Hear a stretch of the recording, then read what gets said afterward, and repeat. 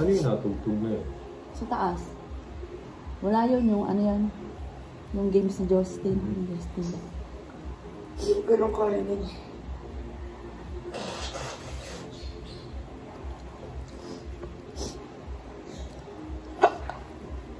Si Justin, naalala kanina, kukuha na siyang blood pressure.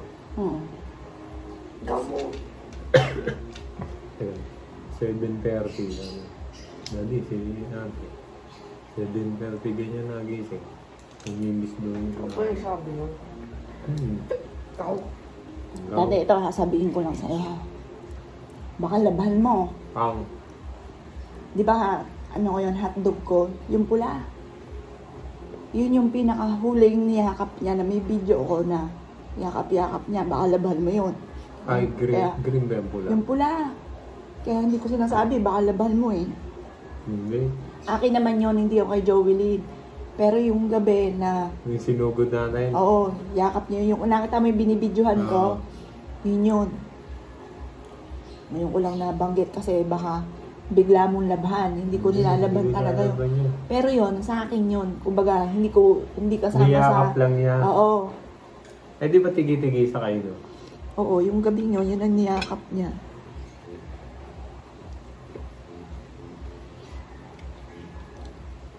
Ako lang naginala yung umaga.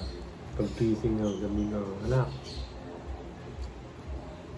Inom mo ng tubig na mainit bago ka maligamdam, bago ka maligo. May pagkain ka sa baba. Sabi mo, Daddy, maaga pa.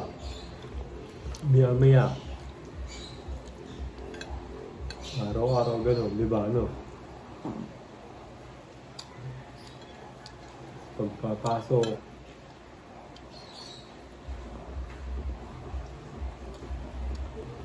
Pag minsan, parang okay lang, hindi ka naiiyak.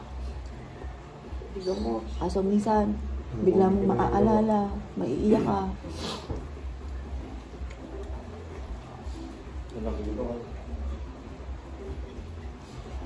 Anak dyan, iinom mo ng gamot dyan. Ito na. Kakakain mo ng magamay panahon ka.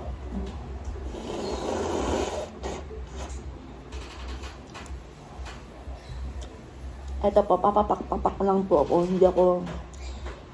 Hindi rin ako makain na rin ng rice. Pero kumakain ako minsan ng wheat bread, carbohydrate. Mamaya po magsuswimming po kami. Sabi ko sa anak ko, anak, hindi pa kayo nagsuswimming dyan ng boyfriend mo. Yun nga po si Onan. Mag-swimming kayo dyan. Sabi niya, o sige mami, ipapalinis ko sa daddy mo, sabihin mo lang.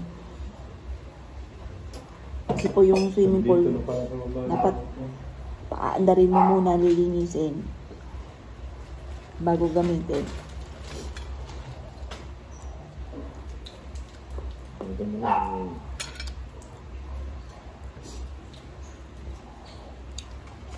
Pag may diabetes, tapos na-late ka po ng kain, nahihilo. Pero dati, ganun talaga, nahihilo po kami, minsan tinitiis ko lang.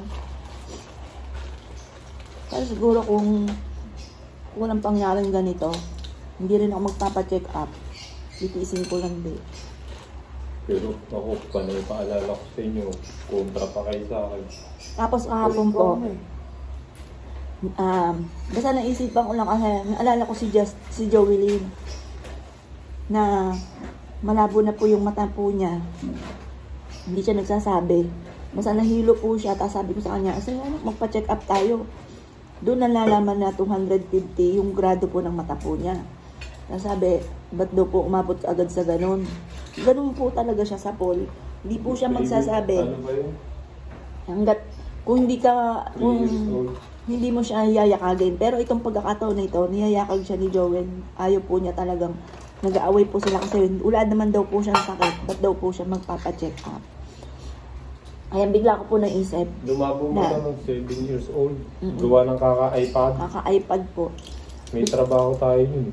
Naisip ko po na baka itong aking anak na bunso ay tumaas din ng grado kasi yung salamin po niya, wala naman pong grado, yung parang protection lang kapag po siya ay sa cellphone. Ang tataw daw yung radiation. Astigmatism Ayun, kayo astigmatism. Ngayon po, sakto na isip po yun. Yun po pala, may astigmatism na po kaming dalawa ni Justine. Tapos, malabo rin po na yung mata po niya. Dati, 25 lang yung vision ng mata niya. Ngayon po, 100 yung kanan, tapos 75 naman yung kaliwa. Tapos, meron na rin po siya astigmatism. Tapos, ganun din po ako. Ako, ano Pares lang, po kami. right side, 25. Ito po, mister ko, 25 lang. Di ba, ang Normal lang. normal 20. Wow. Siya po, 25. 5 lang yung ano. Pero siya yung nakasalami. Wala din ako astigmatism. Wala din siyang astigmatism. Siya po yung tipo ng tao, yung mister ko. Yun siya yung, pagka may naramdaman kahit konti lang, talagang maalaga po siya sa katawan. Kami naman po, Pag malala na, yan, ako naman, hanggat kaya kong titiisin ko. Tapos, naalala ko, kaming dalawa ng anak ko, ni Joelyn, nakalimutan niya yung salamin niya. I-order po kami. Hindi namin makita yung menu. I-orderin namin. Medyo nagtagal nga po kami doon kasi hindi namin matanaw, hindi namin maaninag. Ang ginawa ko po, kinuha ko yung camera, tapos sinum ko. Doon lang namin nakita. Kaya alam ko, sa sarili ko, malabo talaga rin ang mata ko. Ayan. Etong anak kong bunso, anak, huwag kang mamana sa akin kasi yung anak kong panganay at anak kong bunso, tingin ko mana sa akin kasi parang hanggat kayang tiisin, hindi ako magpapacheck up. sakit lang ang ulo ko pag ano, yung lagi nyo ako inaano, yung kontra nyo ako, yung iisipin ko, kaya nasakit ang ulo ko. Taas na na. Yung bakit siya, yung umanon sumunod sa akin ito, laging gusto sila tama. Ay. Hindi ngayon, na-realize yung mga sinasabi ko. Pagdating ko sa kalusugan, siya po ang boss. May sumama ko na. Saan? Oh. Bakit? Patay ba? Lakad ka na doon. Ganda ni ate, natatakot kung kumatakot. Yan. Hayaan mo, maganda nga. Andun si ate, bantayin mo eh. Angel mo yun. Huwag ka matakot doon. Lakad na, huwag ka matakot. Hindi ko malam ako, uminom ako. Yun mo, tapos na ako. 28 lang. Minom na ako nito kanina. Eto pa, anong tawag dito? Metformin po ito. Pero mamaya, may check up po ako. Babasahin lahat yung ano. O, ano? Sige, lakad na na. Lakad na. Buhay mo muna yung ilaw ulit. Anak, aganda-ganda ni ate at saka kapatid niya. Huwag ka matakot kahit magparamdam yun sa'yo. Kasi po kagabi parang may umiiyak. Doon sa ano. Parang may uungot. Parang may umuungot. Pero sabi ko, noong ano, sabi ko lang sa isipan ko, kasi natutulog na po sila baka magising. Sabi ko sa isipan ko, anak, kung malungkot ka man, nagdadasal ko na maging masaya ka kung nasan ka man ngayon, huwag kang malungkot. Ayun po. Tapos sabi rin po sa akin ng kakalala ko, ng kapatid ko, isipin ko na lang daw po, hindi na si Joelyn masasaktan. Ayun. Tapos nanonood akong video niya kapag po ako'y namimiss ko po siya. Meron siya nabanggit parang 1 year ago na nag-working student daw po siya. Napaisip ako, working student wala talagang kagawa-gawa po dito yun. Siguro naisip ko na lang yung ex niya, kaya nasabi niya nag-working student siya kasi yun nga po nagtitinda siya ng kung ano-ano. Pero wala kaming kaalam-alam po doon. Kaya sabi ko sa mister ko, sinabi niya sa video na nag-working student po siya 1 year ago. Sabi ko, kung mag-working student dyan dito nga baby dito sa bahay yun. Dito nga po walang kagawa-gawa po iyon. Kahit anong oras nga ang gumising hindi natin ginigising sa higaan no? Pag gising ako pa magtitiklaw. Ano po yon? Yung mga gamit ako pa nagdidikpit. Kapatid, damitan niya. Ako rin na nagtitiklop. Kaya napagalitan ko po ito nung huli. Sabi ko sa kanya, meron kang walk-in closet na matagal mo nang pinapangarap. Tapos ngayon, ayaw mo malang magtiklop. Pinagalitan ko po yon. Siguro mga 1 buwan na nakakalipas. Kami, nagtatalunan namin sa kalusugan itong by October, September. Araw-araw yun. Tapos sinitraining ko na nga rin po siya na Pero nag-video na ng mga nakaraan yun. Lagi naglilinis dito. Naglilinis, oo. Pusa. Nitong mga... October na rin yun. Siguro bago October na beauty rin. pageant. Mga 10 siguro. October 10. Mga ganun. Magbibideo yun, mami, na wipe out ko na yung binibidyohan mo, malinis na yung baba, yung gano'n, na vacuum ko na. Tapos sasabihin niya, Daddy, nakapag-linis na kanya wipe out pati sa kabila. Pati sa kabila, nakapamlansya na rin po yun. Yung uniform ni Justin. Yun ang pinakatulong niya sa amin, na mamlansya po siya. Yung panahon na yun, yung pala parang ano, no, parang ano siya, parang pahiwatig. May pahiwatig na. Pero sa pool naman, Kasi hindi mo yun, utusan, nagkukusa na siya. Ito, October, ano? Tapos na, mga October October. o September, mga ganun. Katapusan ng mga papasok ang October. Tapos parang hindi siya napapagod sa magpa-practice pa, no? So magpa-practice pa. All day pa meron nakakapaglinis na. Tapos nagtitiklop ng mga damit daw. Tapos yung naglalagay sa cabinet natin ng mga damit ng mga nakaraan.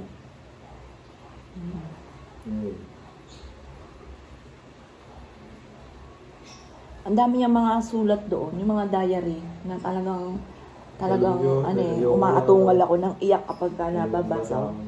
Ito naman mister ko, hindi daw niya kayang basahin. Pati yung album na dumating, hindi daw niya kayang tignan. Ako naman, yun ang gustong gusto ko. Nagsisearch nga po ako, nainis nga po ako kasi meron po siya isang cellphone. Hindi ko naman password. Ngayon, ginaya ko yung, nag-search ako sa YouTube kung paano ma-open. Yung po pala, madidelete pala lahat. Kaya sobrang sisi ko kasi na-delete lahat. Kaso, hindi ko rin talaga siya mabubuksan kasi kahit email noong ng cellphone na yon at saka contact number ay hindi ko alam. Kaya parang hindi ko talaga siya mabubuksan. Kasi tinaray ko na yung mga ibang cellphone niya, hindi siya ma-open. Tinaray ko rin yung email niya, hindi siya ma-open. Kaya sobrang sisi ko kasi gusto kong buksan po yung cellphone na yon dahil alam ko dati madalas siya rin ginagamit po yun.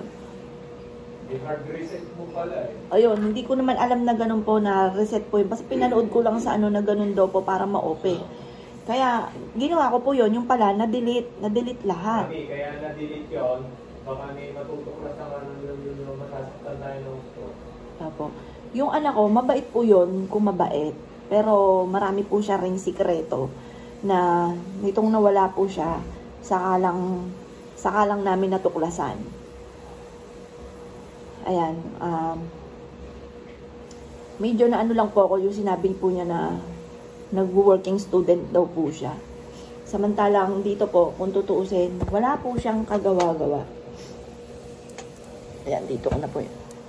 Wala po siyang kagawa-gawa. Kaya parang napaisip po ako na sinabi niya po yung nag-working student po Kaya siya. sinabi mo sa akin kanina, Mami, nabida ako ng working student. Ayan. Sundo sa ano, makakapag-working student. Oh, yun nga. Sinabi ko po sa mister ko, dati binanggit niya sa video 1 year ago na nag-working student daw po siya. Kaya yung bag niya, kailangan daw po ay ganun, medyo parang malaki. Kasi nga po, nag-working student daw po siya. Kaya sabi ko, napaisip nga po ako na sinabi niya po yun sa video. Siguro, dahil nagtitinda nga po siya, ang may kaugnayan nun, yung ex nga po niya. Ayan. Hindi ko pa alam kung hanggang kailan. Minsan, okay po ko. Minsan, sobrang lungkot ko pag bigla ko siyang naalala. Tapos, sasabihin na anak kong bunso, umiyak ka na naman, mami. Pero minsan, sa kilos lang ako ng kilos. Pero pag nagpapahinga na ako, bigla siya papasok sa isipan ko. Or kaya po, habang naglalaba ako, or kaya po, naglilinis ako, nagdidilig ako, bigla siya papasok, naiyak na lang po ako. Ayan. Itong, akala ko, ako, fighter na tao. Yung matapang talaga ako, hindi ako iiyak. Akala ko yung mister ko ang mahina. Pero, hindi po pala. Dahil, pagdating sa ganitong sitwasyon, talagang, hindi ko kayang pigilin. Hindi ko kayang pigilan na hindi umiyak. Pero marami ako mga bossing na pinagdaanan din daw po ito. Meron pong anak ay 20 years old na nawala. Meron 15, may 13, may 17. Marami rin po mga ganito yung mga pangyayari.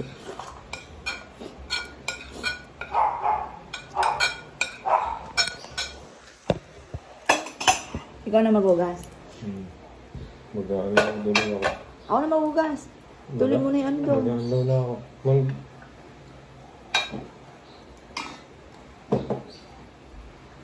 Ako na maghugas niyan.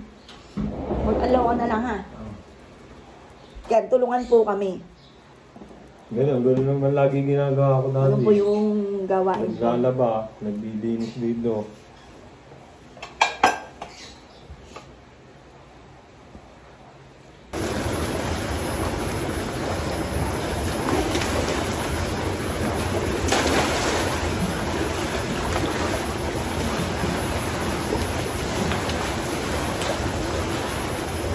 Ito po, padalawang beses ko pa lang ito ngayon.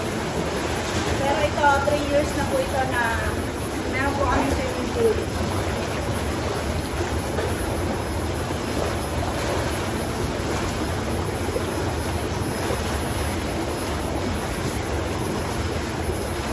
Swimming ka na.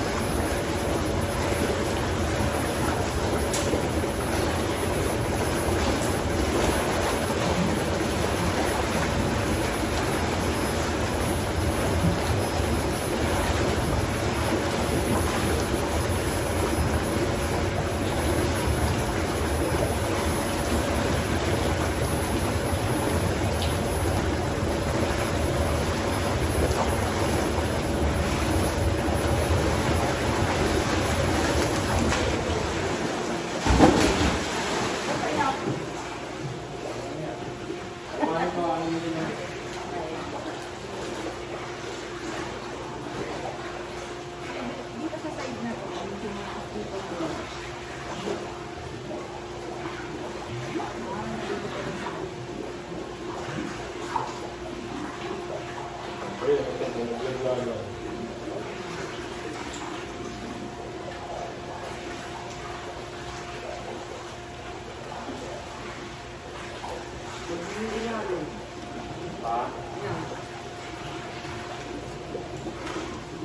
Ano nga, parang paano ka mo sa ilalim na? Gumama ng growth area. Bigyan mo kaya ako ng brush, babasin ko. Kung kailangan yung kusin yung nakamawawag. Hindi eh. Pag di naman nagsusunod. Dito ka muna, baba mo niya. Parang hindi na masyado malamig.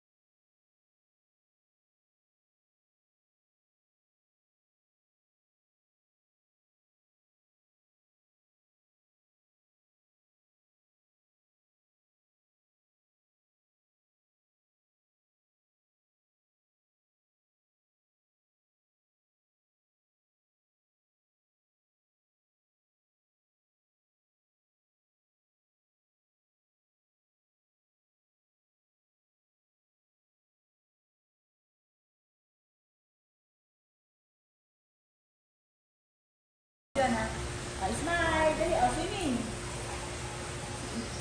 Swimming ka na, dali. Pakita mo. Okay. Mula doon, dali. Mula doon, dali. Nanonood yung teacher. Mula doon. Mula dito, pag gano'n. Okay. Dali, pakita mo marunong. Dali na. Okay. 1, 2, 3, go. Oh. Ayun! Naging kala ka. Pakita mo naman, anak.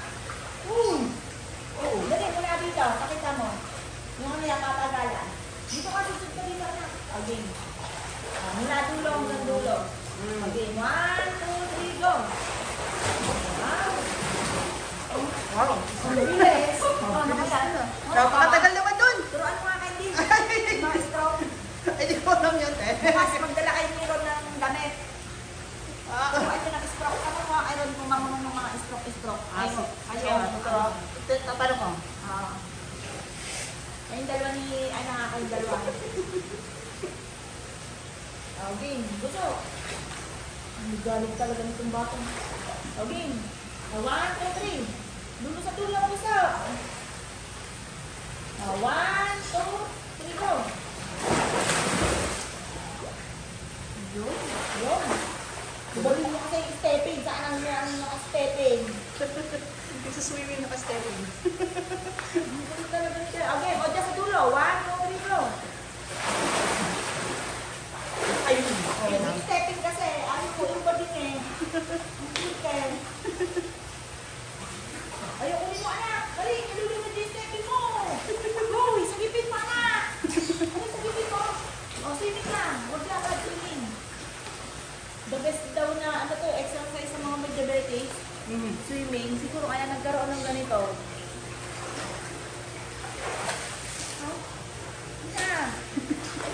Nilakad o, ulit talaga nito eh.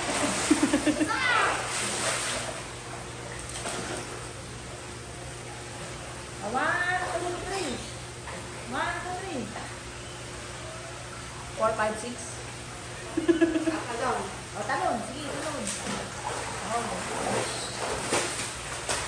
Okay, tapos sabay swimming. Dulo sa dulo ha. Okay, 1, 2, 3.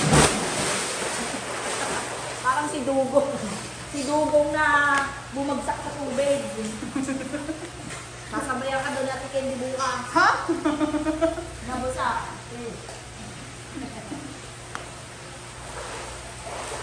Okay natin. Ayan.